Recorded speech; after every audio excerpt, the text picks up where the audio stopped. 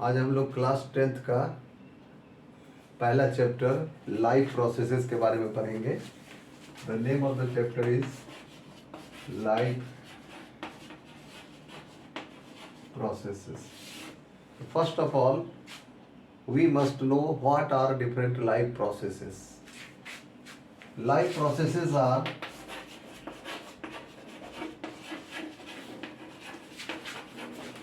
those basic functions of the body of living organisms which are essential for their survival. किसी भी living organism को जीवित रहने के लिए जो भी बेसिक प्रोसेसेस या जो भी बेसिक फंक्शंस उसके बॉडी के अंदर होता है उसे हम लोग लाइफ प्रोसेसेस कहते हैं। और किसी भी फंक्शन को करने के लिए लिविंग ऑर्गेनिजम्स को न्यूट्रिशन की आवश्यकता होती है, एनर्जी की आवश्यकता होती है। तो इसका किसी भी लिविंग ऑर्गेनिज्म में जो सबसे मेन इम्पॉर्टेंट कैरेक्टरिस्टिक्स है जिसके आधार पर हम लोग किसी भी चीज़ को बता सकते हैं कि these are the living things and these are the non living things, उसका सबसे पहला पॉइंट है न्यूट्रिशन। न्यूट्रिशन क्या है कि living beings procure food for obtaining energy. Energy को प्राप्त करने के लिए सभी सजीव ऊर्जा प्राप्त करने के लिए न्यूट्रिशन लेते हैं और उस न्यूट्रिशन से उसकी एनर्जी की रिक्वायरमेंट पूरी होती है। और न्यूट्रिशन में जो भी खाद्य पदार्थ या भोज्य पदार्थ हमारे बॉडी के अंदर जाता है उसका यूटिलाइजेशन कैसे होता है? With the help of respiration. Respiration means it is the proper oxidation of the organic compound or that is the food material in the different cells and tissues of the body, and the product is ATP. ATP is also called as energy currency of the cell, and that energy is utilized to perform various functions of the life. Third point is transportation.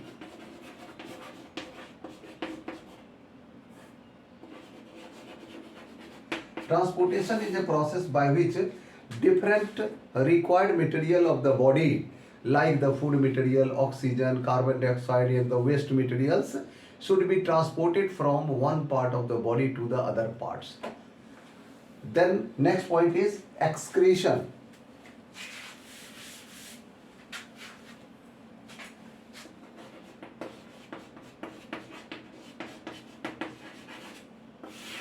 Excretion क्या है? हमारे body में metabolic activities जो होती है उसके फलस्वरूप दो प्रकार के पदार्थों का निर्माण होता है। कुछ पदार्थ हमारे बॉडी के लिए यूजफुल होता है और कुछ हार्मफुल होता है। Removal of the harmful substances from the body by the special system और the organ of the body that is called excretion. Excretion में हार्मफुल वेस्ट प्रोडक्ट हमारे बॉडी से बाहर निकाले जाते हैं। Then another important characteristics of the living being is the irritability. Irritability में क्या होता है? प्रत्येक जीव अपने वातावरण के प्रति किसी भी प्रकार की जो सेंसेशन होती है उस सेंसेशन को रिसीव करता है और उसके अगेंस्ट अपनी प्रतिक्रिया को हम लोग व्यक्त करते हैं। इरिटेबिलिटी के बाद next important characteristics of the living being that is the growth. It is very important, which can be seen when you have seen a seed is growing inside the soil. After few days it germinates and comes out from the surface of the earth, then it grows and grows and it becomes a huge tree. It is the very good example of the growth. आपने देखा होगा जब कोई बच्चा जन्म लेता है, बहुत छोटा होता है, 2 महीने, 4 महीने, 6 महीने, साल भर के बाद जैसे जैसे समय बीतता जाता है उसके शेप स्ट्रक्चर साइज में वृद्धि होती है। It is the important characteristics of the living organism. Next point is movement.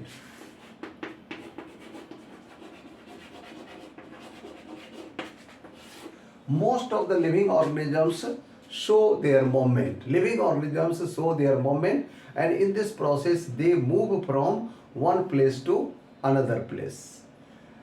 Next point, and the last very important point of the living organism, that is the reproduction. Reproduction दो शब्दों के मिलने से बना हुआ. Production of new organisms. Every living organism has capability to reproduce, and in this process the living organism giving rise to the new organism of the same kind.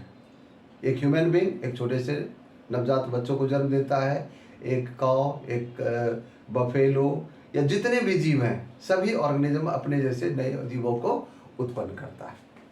तो इस तरह से लिविंग और नॉन लिविंग को हम लोग इसी characteristics के आधार पर डिफरेंशिएट कर सकते हैं कि कोई भी ऑर्गेनिजम्स लिविंग है या नॉन लिविंग. अब इनमें से सजीवों के जितने भी प्रोसेसेस के बारे में अभी तक हम लोगों ने पढ़ा उसके बारे में वन बाय वन स्टडी करना है, जिसमें सबसे पहला और इम्पॉर्टेंट टॉपिक है आपका nutrition. Nutrition is a process by which a living organism procure food, and that food is utilized by the body to produce energy. Okay, and on the basis of the functions performed by the different components of the food items, we can classify these things, or we can say these are the nutrients, as a energy food. Energy food क्या होगा? That food item which is giving, which provide energy to our body, and the good examples of the example of energy food is carbohydrates and fats. Carbohydrate और fat को energy producing food कहते हैं क्योंकि ये oxidise होकर के हमारे body को डायरेक्टली एनर्जी प्रोवाइड करता है. Second one is the body building food.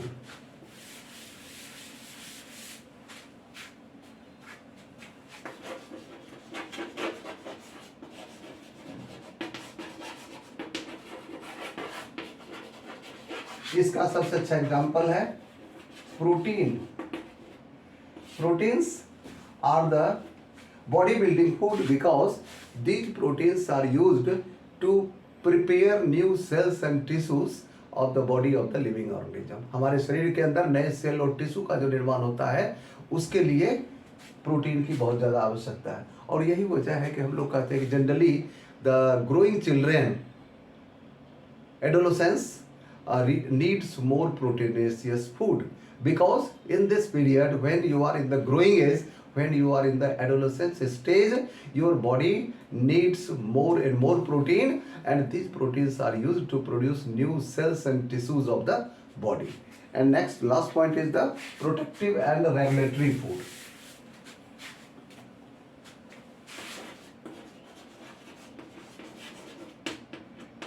Protective and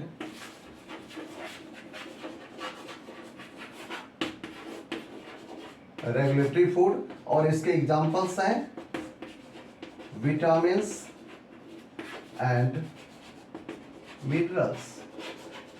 इन दोनों को हम लोग प्रोटेक्टिव एंड रेगुलेटरी फूड कहते हैं क्योंकि ये चीज़ें हमारे बॉडी के लिए प्रोटेक्शन में काम आती है और हमारे बॉडी के बहुत सारे बॉडी फंक्शंस हैं जिसको ये रेगुलेट करने का काम करता है.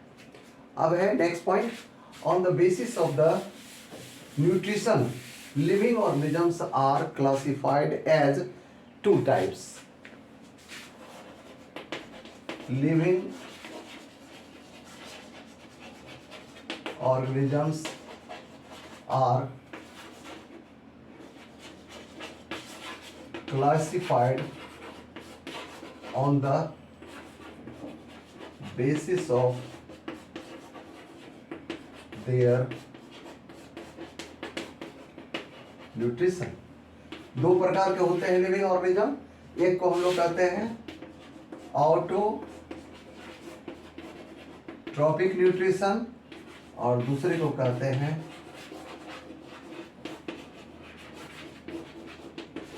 Heterotrophic nutrition. ऑटोट्रॉपिक न्यूट्रिशन किसको कहते हैं? That type of nutrition in which a living organism prepare their own food from the inorganic materials with the help of the energy, and the organisms performing autotrophic nutrition are called autotrophs।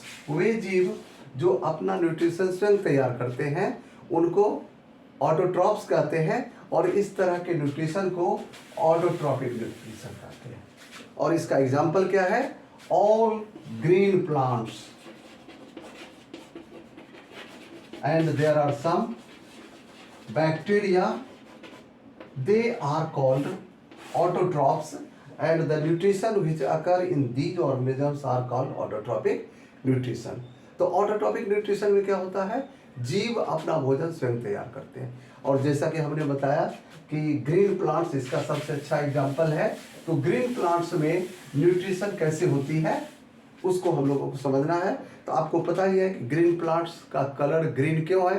क्योंकि उसके sales में chlorophyll पाए जाते हैं, और chlorophyll के उपस्थिति के कारण ही वो अपना न्यूट्रिशन स्वयं तैयार करता है। और जिस विधि के द्वारा ग्रीन प्लांट्स अपना भोजन तैयार करता है, that process is called photosynthesis.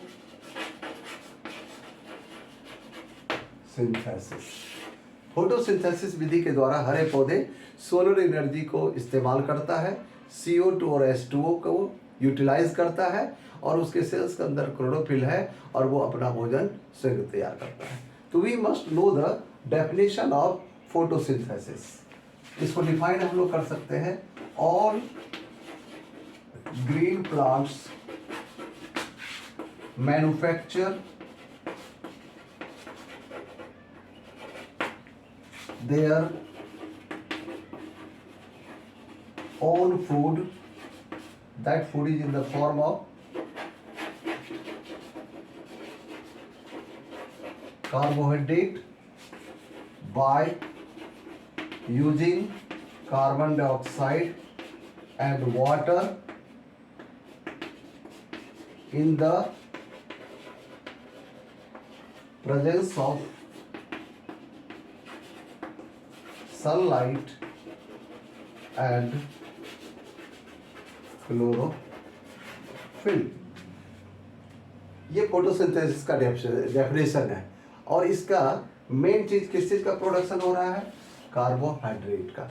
और यह कार्बोहाइड्रेट पौधे के लिए रिजर्व फूड मटेरियल का काम करता है। This carbohydrate is stored in the cells of the plant in the form of starch. यही कार्बोहाइड्रेट स्टार्च के रूप में पौधे के अंदर जमा होता है, और इसके फलस्वरूप प्रकाश संश्लेषण की क्रिया में कौन कौन सी क्या चीजें यूज हो रही है? CO2 and water. इन दो चीजों का इस्तेमाल होता है, और इससे जो भोजन बना उसके साथ साथ ऑक्सीजन गैस बाय प्रोडक्ट के रूप में निकलती। O2 gas is coming out in the form of by product as a byproduct, and this oxygen gas is utilized by all other living organisms including human beings during respiration। तो photosynthesis की क्रिया को हम लोग एक equation के द्वारा समझ सकते हैं, इसमें क्या क्या चीज़ों की जरूरत पड़ती है। तो इसका इक्वेशन क्या है? Equation of photosynthesis 6 CO2 plus 12 H2O, sunlight, chlorophyll, क्या बनता है? C6H12O6 plus 6O2 plus 6H2O। इस इक्वेशन को देख करके हमें सारा चीज पता हो जाता है कि what are the required materials for photosynthesis. Required material क्या है? CO2 जो पौधे अपने स्टोमाटा के द्वारा वातावरण से, वायुमंडल से एब्जॉर्ब करते हैं। वाटर रूट हेयर के द्वारा सॉइल से एब्जॉर्ब किया जाता है। सनलाइट उसे अवेलेबल है, और क्लोरोफिल जरूरी है। It means all these 1 2 3 4 are very important material for photosynthesis. Photosynthesis को समझने के लिए इसमें ये इन चीज़ों का इस्तेमाल कैसे होता है उसको जानना है। तो these are the following events that occur during photosynthesis. Events that occur during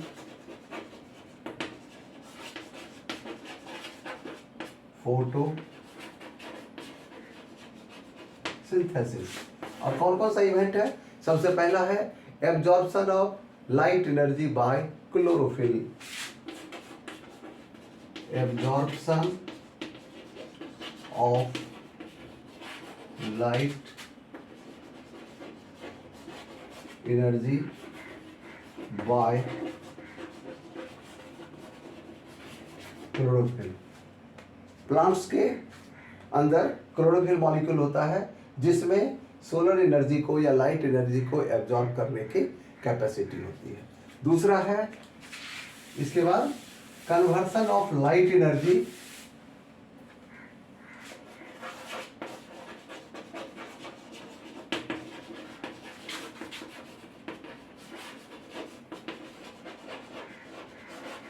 into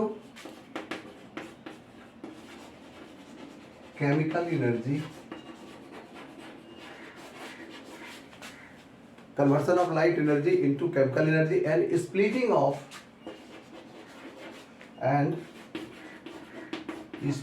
of water molecules into hydrogen and oxygen. Green plant chlorophyll के द्वारा जो भी लाइट एनर्जी को एब्जॉर्ब करता है उसका इस्तेमाल क्या होता है? Splitting of water molecule. Water molecule को तोड़ने में और तोड़ करके ऑक्सीजन और हाइड्रोजन का निर्माण करता है। हाइड्रोजन कार्बन के साथ कंबाइन करके वो कार्बोहाइड्रेट का निर्माण करता है और वाटर मॉलिक्यूल बाय प्रोडक्ट के रूप में रिलीज हो जाती है। And the third step of photosynthesis is the reduction of CO2 into carbohydrate.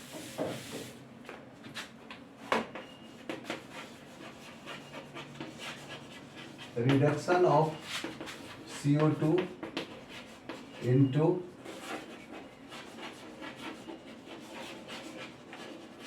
Carbohydrate. तीसरा स्टेप में कार्बोहाइड्रेट का फॉर्मेशन होता है जिसमें CO2 रिड्यूस होकर के कार्बोहाइड्रेट का निर्माण करता है। तो these are 3 basic steps of the photosynthesis.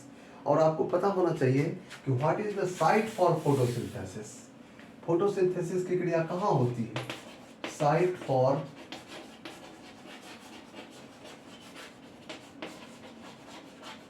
Photosynthesis. तो फोटोसिंथेसिस का साइट कहाँ है? Generally we know the leaves of the plants are green in colour because chlorophylls are present in the leaves, cells of the leaves, and these chloroplast या chlorophyll molecules which is very important to absorb the solar energy of the sun। तो leaves का structure कैसा होता है इसके लिए हमको इसके एनाटॉमी को देखना पड़ेगा।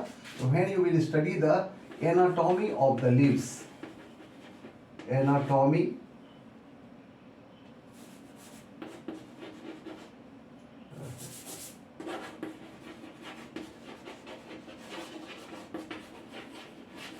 तो इसमें आप देखोगे कि इसका टीएस में ये अपर एपिडर्मिस हुआ, इसके नीचे इसी तरह से लोअर एपिडर्मिस होते हैं जिसके बीच बीच में आपको स्टोमाटा दिखाई देगा और दोनों के बीच जो सेल्स होते हैं they are called mesophyll sales.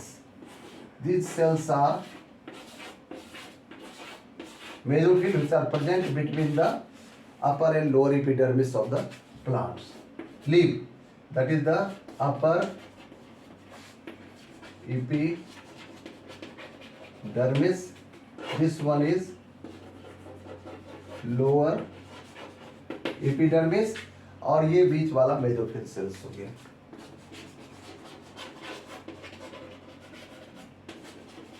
और इसकी जितनी भी सेल्स हैं इस सेल्स को अगर ध्यान से देखोगे इसके किनारे किनारे इस तरह की डॉटेड स्ट्रक्चर आपको ग्रीन कलर की दिखाई देगी, and these dotted structures are chlorophyll और we can say chloroplast.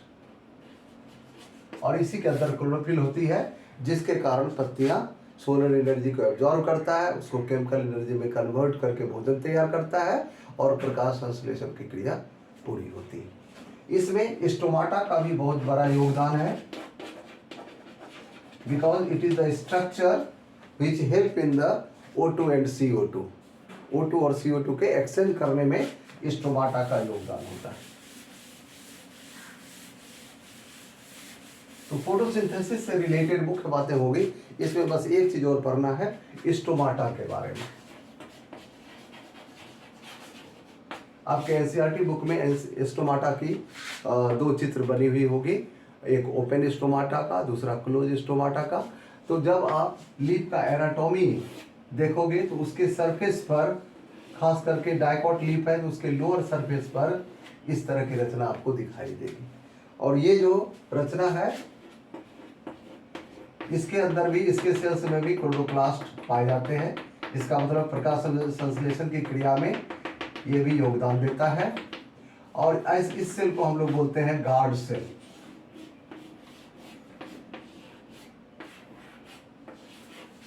These are the 1 and 2. These are the guard cells. ये भी है गार्ड सेल। और इसके बीच में जो ये पोर दिख रहा है, these are the स्टोमाटा और स्टोमा। यह यानी स्टोमाटा जो है दो गार्ड सेल के द्वारा घिरा हुआ रहता है, जो सेम के बीज के आकार का या आपके हमारे किडनी के आकार का होता है। और इसकी एक खासियत क्या होती है, इसकी ये वाल जो कि स्टोमा के पास में है ये मोटी होती है, और इसी की वो वाल जो इससे दूर है वो पतली होती है। जब इसके अंदर प्रकाश संश्लेषण की क्रिया होती है, क्योंकि इसके अंदर भी क्लोरोप्लास्ट है, तो जब प्रकाश संश्लेषण की क्रिया होगी तो इस गार्ड सेल की जो प्रोटोप्लाज्म है उसमें फूड मटेरियल ज़्यादा होगा, इसमें पानी का कंसंट्रेशन कम होता है, इसलिए अगल बगल के सेल से वाटर मॉलिक्यूल्स इस सेल के अंदर प्रवेश कर जाता है। और अंदर प्रवेश करने के बाद इसके अंदर का प्रेशर, इसकी जो वॉल पर लगता है, that is called turgor pressure. Turgor pressure ज़्यादा लगता है, जिसके कारण उसके इफेक्ट के कारण ये जो थीन वॉल है वो बाहर की तरफ स्ट्रेच होती है और ये स्टोमाटा खुल जाता है। और यह क्रिया प्रायः दिन में होती है, इसलिए हम लोग कहते हैं कि ग्रीन प्लांट्स का जो स्टोमाटा है वो दिन में ओपन रहता है और नाइट में क्लोज हो जाता है। तो रात के टाइम में इसके अंदर जो सेल के अंदर जो पानी था वो धीरे धीरे कम होता है, और जब पानी बाहर निकलता है तो अंदर से बाहर की ओर इसके वॉल के ऊपर लगने वाला जो बल है, that is called turgor pressure, उसका वैल्यू कम होता है, और जिसके कारण उसके सेल थोड़ा सा दूसरी कंडीशन में आ जाती है और स्टोमाटा बंद हो जाता है। It means opening and closing of stomata is totally guarded by guard cells. Okay, we have just discussed about the first part of this topic, this chapter, that is the nutrition, and उसमें भी उसका एक पहला part जो कि है autotrophic nutrition, photosynthesis क्या है, उसमें कैसे क्या होता है, इसके बारे में जानकारी। नेक्स्ट डे हम लोग दूसरे टॉपिक के बारे में नेक्स्ट टॉपिक पर डिस्कस करेंगे।